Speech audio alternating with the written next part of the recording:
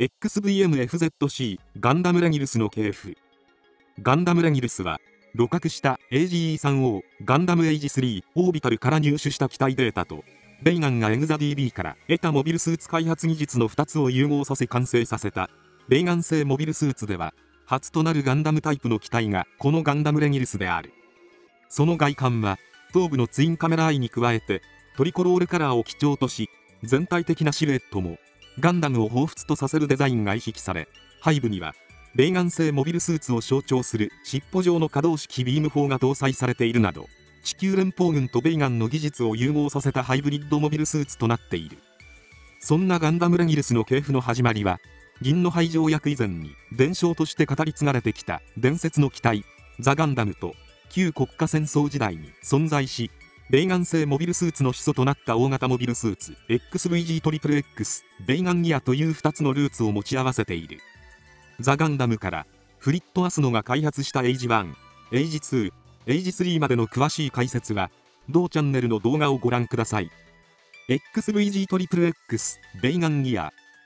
ベイガンギアはAG 以前の軍事技術を保管したデータベース EXADB から得た技術を反映し製造された大型モビルスーツであり、ベイガン製モビルスーツの礎を築いた機体でもある。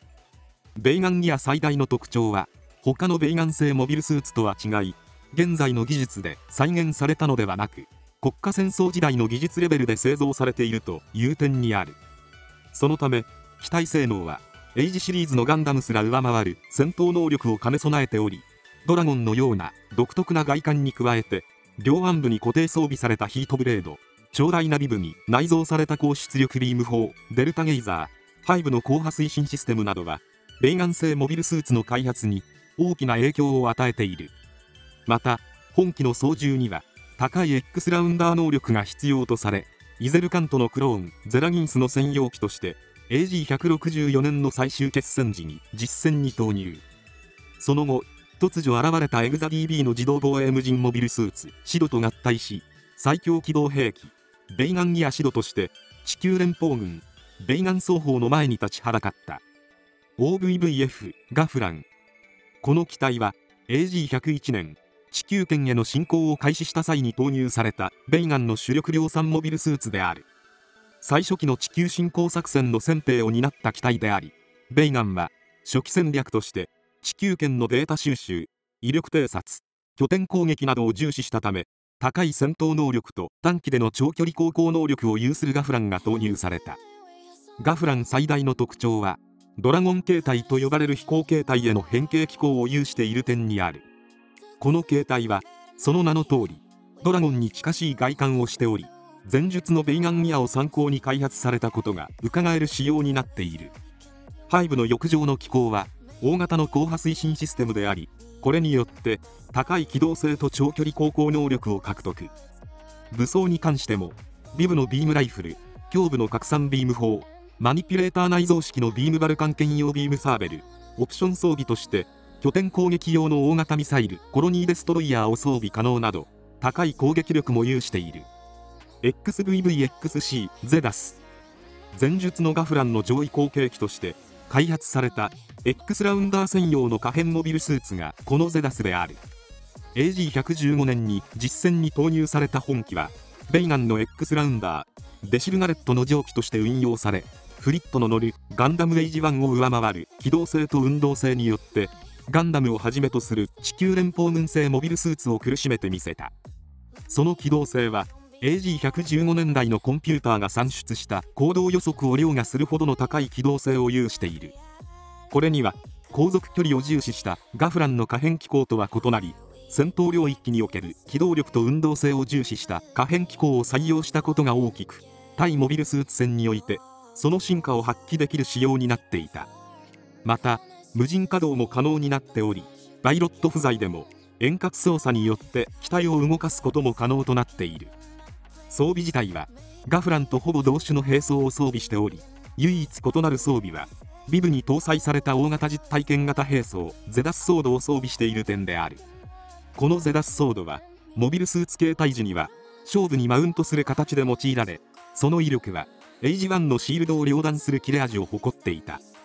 X ラウンダー専用機として非常に優秀な機体性能を有していたことから、後にゼダスをベースにした回収型がいくつか開発されており、ベイガンのエースパイロットゼハート・ガレットが登場したゼダス R や X ラウンダー部隊マジシャンズ8の専用機として運用されたゼダス M などがこれに該当する。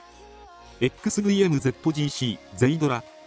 AG141 年アセム編での高い X ラウンダー能力を持つゼハート専用に開発されたゼダス R の後継機がこのゼイドラである。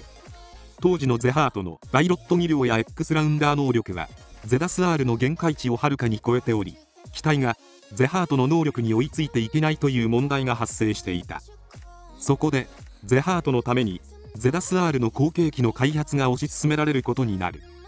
ゼダスの機体構造を色濃く残しつつ可変機構は廃止し、量産型モビルスーツ OVME ドラドの設計思想も取り入れて開発された機体がゼイドラであり、ゼハートのパーソナルカラーでもある全身真紅に塗装された機体として完成している。その機体性能はガンダムエイジ2を凌駕し、機動性においてはストライダー形態と同等の性能を発揮するなど、当時のモビルスーツ軍の中でも最強クラスの機体として君臨。しかしこのゼイドラをもってしてもゼハートの X ラウンダー能力の前には性能不足であったため、 X ラウンダー能力を抑制させるための仮面制御型デバイスを身につけて登場していた。武装はビームバルカン、ビームサーベルに加えてレイガン製モビルスーツとしては初となる携行手持ち式火器ゼイドラガン、実体験型兵装ゼイドラソード、胸部内蔵式の高出力ビーム砲ビームバスターを装備。後にゼイドラの量産型となるジルス・ベインが X ラウンダー部隊に配備されることになる。 XVTZGC ギラーガ AG164 年キヨ編においてコールドスリープから目覚めたゼハート・ガレットの専用機として実戦に投入された機体がこのギラーガである。指揮官機用のテスト機として開発されていたモビルスーツをゼハート専用機に改修した機体で、遠隔攻撃兵器ビットを装備するなど X ラウンダー用のハイエンドモビルスーツとして完成している。地球侵攻作戦に際してキヨたちが住むオリバーノーツへの襲撃に投入されており、その機体性能の高さとゼハートのパイロット技量の融合によって当時最新鋭機であったガンダムエイジ3を翻弄する力を発揮。その戦闘能力は後述するガンダムレギュルスを除けばベイガン製モビルスーツ最強とまで言われている。武装はメインウェポンとなるギラーガスピアや無地上の近接格闘戦兵装ギラーガテイルに加えて、ギラーガ最大火力を誇る胸部のビームバスターなどビットと合わせて近距離、中距離、遠距離に対応した兵装を装備。さらに機体各部に脳波コントロールシステム X トランスミッターを増設したギラーガモード X というバリエーション機も存在しており、ビットの複数同時使用を可能にした仕様になっている。この他にもゼハートの副艦ヘイルライト用に改修したギラーガ界やギラーガの量産検討機ワイズギラーガ、他作品ではガンダムビルドダイバーズに登場するギラギラーガなどのバリエーション機が存在している。ガンダムレギルスの誕生。AG101 年の天使の落日を契機に勃発した地球とベイガンによる戦乱から半世紀以上が経過した AG164 年、両軍の戦いは熾烈を極め、地球連邦軍とベイガンは次々と新型のモビルスーツを実戦に投入していった。同年、ベイガンの最高指導者フェザール・イゼルカントの後継者として前線の最高指揮官を務めたゼハート・ガレット指揮のもと地球侵攻作戦が開始される。この侵略に対抗するためフリット・アスノが独自に開発を進めていた第3世代ガンダムエイジ3がキヨアスノをパイロットに迎え実戦に投入。このエイジ3は頭部と胸部以外の全てのユニットを自由エアで補うという機体構成と複数のジェネレーターを各ユニット内部に搭載させたことによってこれまでのモビルスーツ軍をはるかに凌駕する出力とパワーを獲得。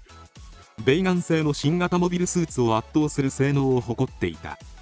このガンダムの驚異的な性能が必要であると判断したイゼルカントはゼハートに強い対抗意識を持つイゼルカントの側近ザナルド・ベイハートにアスノ家に代々継承されてきたエイジシステムとガンダムを旅客するための命令を下す。暗礁中域であるサルガッソ中域を航行中の宇宙戦艦ディーバに狙いを定めたゼハートはザナルドと共に攻撃作戦を敢行。ザナルドが作戦を無視し重装甲モビルスーツ XVMZBC ザムドラーグで勝手に出撃するも結果的にフリットの乗るガンダムエイジ1フラットをゼハートが引きつけている隙に、ザナルドが応戦に出撃していたガンダムエイジ3オービタルを大破させ、パイロットの清諸とも旅客に成功する。ベイガンの本拠地火星のセカンドムーンにガンダムエイジ3オービタルを移送後は、エイジ3の解析が進められ、ザナルド指揮下のもと、エイジ3の解析データとエグザ DB から得たモビルスーツ開発技術を融合させたガンダムレギルスの開発計画が推し進められることになる。エイジシステムとエグザ DB の兵器データ、両軍それぞれの中枢を担うシステムとデータの融合によって完成したガンダムレギルスは、ベイガン製初となるガンダムタイプのモビルスーツであり、イゼルカント専用機としてセカンドムーンから脱出を果たしたキヨとアセム、キャプテンアッシュの前に立ちはだかった。その際、キヨとエイジ3に利用価値はないと判断したイゼルカントは、ガンダムレギルスの圧倒的な性能によって猛然と襲いかかり、エイジ3をやすやすと行動不能に追い込んでみせている。後に地球侵攻作戦を再開するに至って、軍の全権とガンダムレギルスをゼハートに託し、以降本機はゼハート専用機として運用されていくことになる。ガンダムレギルスの機体性能。前述の通り、エイジ3の解析データを取り込み完成したガンダムレギルスは、機体各部にガンダムタイプの特徴を反映させた独自の機構が備わっている。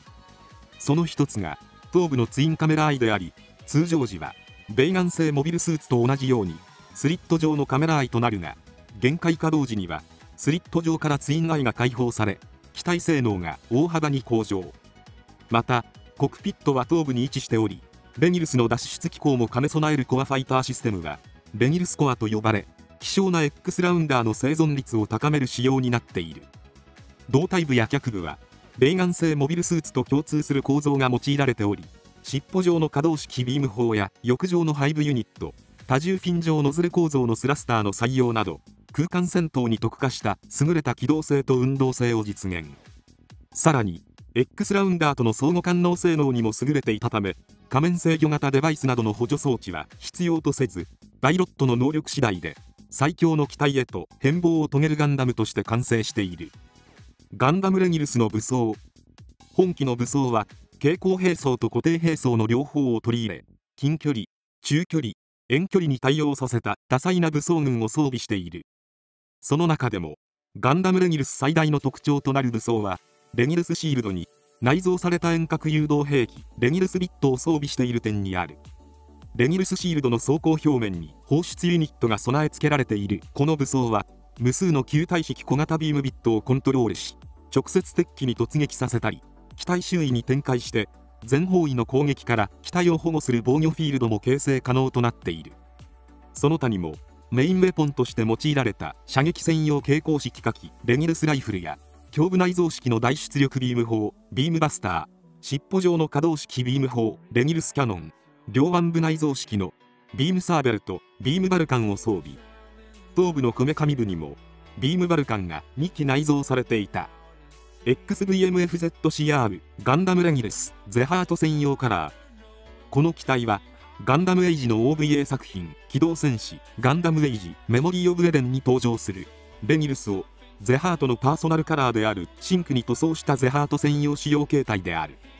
いわゆるスペシャルエディション版のカラーバリエーション機であり、アニメ本編のレギルスとカラーリングや型式番号以外特に違いはない仕様になっている。ラグラミス攻防戦で実戦に投入された本機は、キヨの乗るガンダムエイジ FX と交戦した後、地球連邦軍艦隊に大打撃を与え、アセムの乗るガンダムエイジ2ダークハウンドと一騎打ちの激闘を繰り広げるなど、一騎当選の活躍ぶりを発揮している。一説によれば機体のカラーリングはゼハートのパーソナルカラーであると同時に火星の赤を意味しているとも言われており、強い決意を持って決戦に臨むというゼハートの思いの表れでもあったとされている。 XVMFZCZGC ガンダムレギルス R。 この機体はガンダムエイジにおける MSV の一つ機動戦士ガンダムエイジエグザログに登場するガンダムレギルスのバリエーション機である。ゼハートが運営する第8研究グループが開発したゼハート専用機となるガンダムレギルスであり、新型のビット管制システムエンベッドビットシステムを搭載しているため、レギルスシールドは廃止され、機体各部にビットを格納している。機体のカラーリングもシンクに塗装されており、レギルススピアーと呼ばれる近接格闘戦兵装を装備。ベイガン製モビルスーツ最強の機体として開発が進められていたが、完成する前にゼハートが戦死してしまったため、開発計画は中止となった。以上、ガンダムレギルスの系譜を終わります。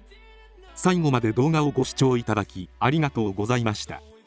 チャンネル登録、高評価よろしくお願いします。